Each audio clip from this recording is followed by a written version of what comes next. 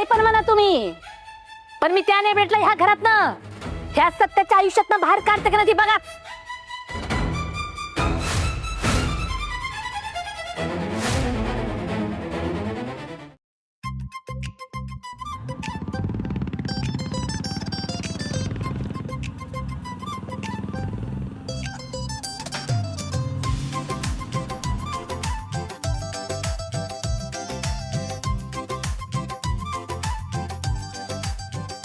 आता मी आज जाते, तू घरी जा, नाहीतर दिवसभर बायकोची वाट बघत बसशील इथं. हा चांगला ऑप्शन आहे वाघमारे. दिवसभर इथं थांबू शकतो. तसं बी आता तुम्ही घरात नाही म्हणल्यावर घरी जाऊन बोरच होणार आहे मला. त्यापेक्षा इथंच थांबतो मी. अजिबात नाही हा. इथून सरळ घरी जायचंय तू. का वाघमारे, बघा तुम्ही लई दिवसानंतर ड्युटी जॉईन करता, ह्याचा आनंद आहेच मला. पण आता दिवसातले 8 तास तुम्ही माझ्या बरोबर नसणार आहे. 8 तास. आणि त्यात जर अचानक ड्युटी लागली, कसला बंदोबस्त लागला तर मग सगळंच अवघड होईल. म्हणून म्हणतोय आज थांबू द्या मला. बरोबर आहे तुझं. तू एक काम का नाही करत, तू पप्पाची टपरी चालवायला घे. म्हणजे येताना बरोबर येऊ, जाताना पण बरोबर जाऊ आपण. वा, कसली भारी आयडिया दिली तुम्ही वाघमारे. तुम्ही म्हणताय तसंच करतो, टपरीच चालवायला घेतो. ए बाबा, मस्करी केली, खरंच मनावर घेऊन टपरी चालवायला घेशील.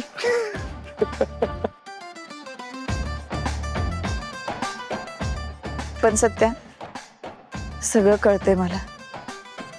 मला पण जडच जाणार आहे. तुझ्या विना अख्खा दिवस काढणं अवघडच आहे माझ्यासाठी. पण तसं करावंच लागेल. शिवाय त्या तात्यासाहेबांनी आर्यनला गजाड करण्यासाठी एवढी मेहनत तर घ्यावीच लागेल. होय, बरोबर आहे तुमचं. इथनं गेल्यावर मी बी तेच काम करणार आहे. तर दोघांचा विषय ना कायमचा फिक्स करायचा आहे मला. आणि त्यासाठी काही ना काहीतरी मार्ग शोधावाच लागेल आपल्याला.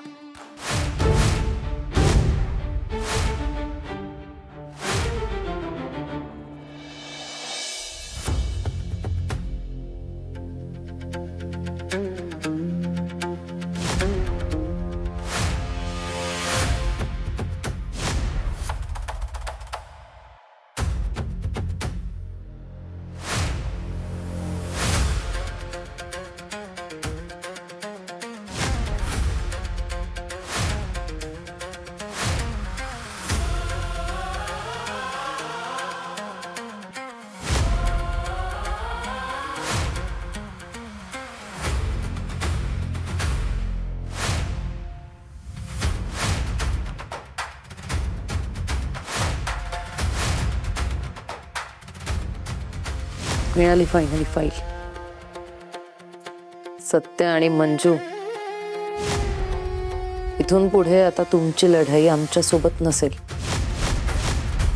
आपापसात असेल.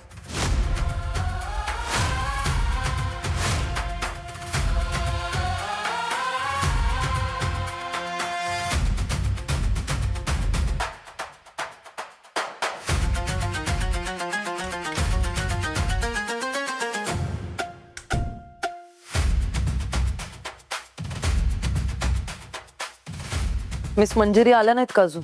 नाही, आल्यात ना त्या. कुठे आहेत? ते काय समोर आहेत मॅडम.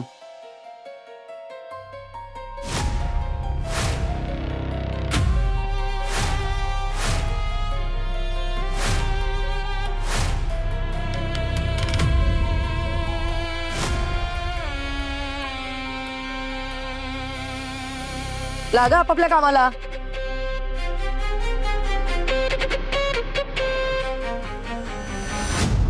सत्या, मला वाटतं सगळ्यात आधी आपण मानिनी मॅडमना कोर्टात हजर करायला पाहिजे. इकडे या. इकडे या तुम्ही. तसं करता येणार नाही वाघमारे, लई गडबड होईल. आपण आत्ता फक्त मानिनी मॅडमना कोर्टात हजर करू शकतो. पण पुढची कारवाई त्यांनी दिलेल्या जबाबावर अवलंबून आहे. त्या जिवंतात हे सिद्ध होईल, पण तात्याच्या विरोधात केसच उभी करता येणार नाही आपल्याला. मग काय करायचं? मानिनी मॅडमना जर काहीच आठवलं नाही तर तात्यासाहेबांनी आर्यनला शिक्षा कशी देता येणार? त्यांना सगळं आठवणं खूप गरजेचं आहे. तेच तर म्हणतोय ना मी. वाघमारे, आपण एक काम करूया. आपण लवकरात लवकर ना एखादे चांगले डॉक्टर बघूया आणि ट्रीटमेंट सुरू करूया मानिनी मॅडमची. त्यांना आठवल लवकरच. बरोबर आहे तुझं, तसंच करू. वेळ न घालवता लवकरात लवकर एक चांगला डॉक्टर शोधून त्यांची ट्रीटमेंट चालू करू. पण सत्या, एका गोष्टीची काटेकोरपणे काळजी घेतली पाहिजे आपण. कुठल्या? आर्यन आणि तात्यासाहेब मानिनी मॅडमला शोधायला नक्कीच बाहेर पडतील आता. आणि मानिनी मॅडमना आपण कुठं लपून ठेवले हे त्यांना अजिबात कळतं कामा नये. तुम्ही त्याचं टेन्शन घेऊ नका वाघमारे. त्याबद्दल मी कुणालाच काहीच नाही कळू देणार. काय कळू द्यायचं नाहीये?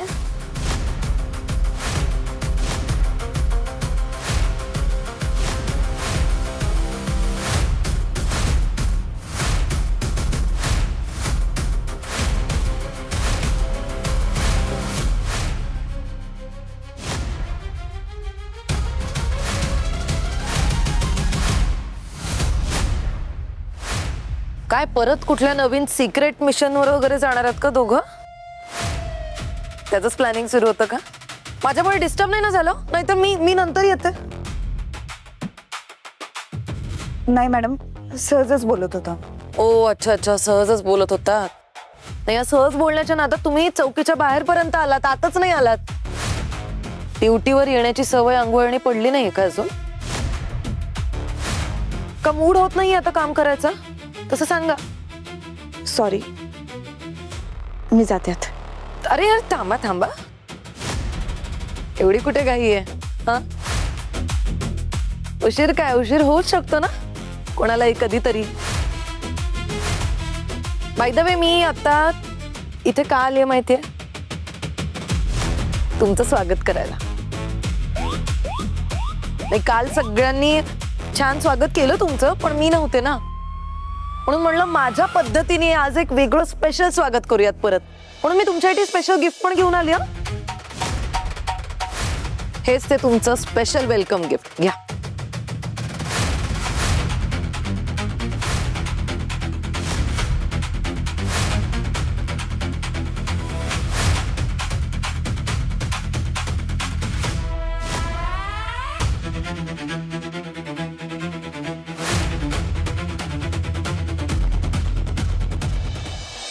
काय आहे यात? यात काय आहे? या फाईल मध्ये तुमच्या लाडक्या सत्याच्या कर्तृत्वाचा रेकॉर्ड आहे. त्याने आजवर केलेल्या गुन्ह्यांची नोंद आहे यात.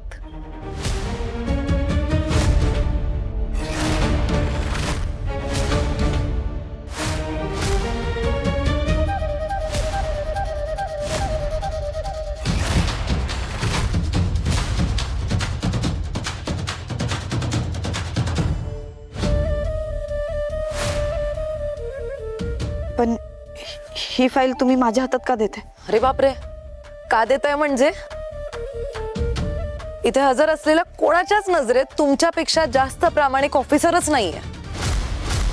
काय आहे, तुम्ही ड्युटीवर नसताना सुद्धा जसं तात्यांची फाईल शोधून आणलीत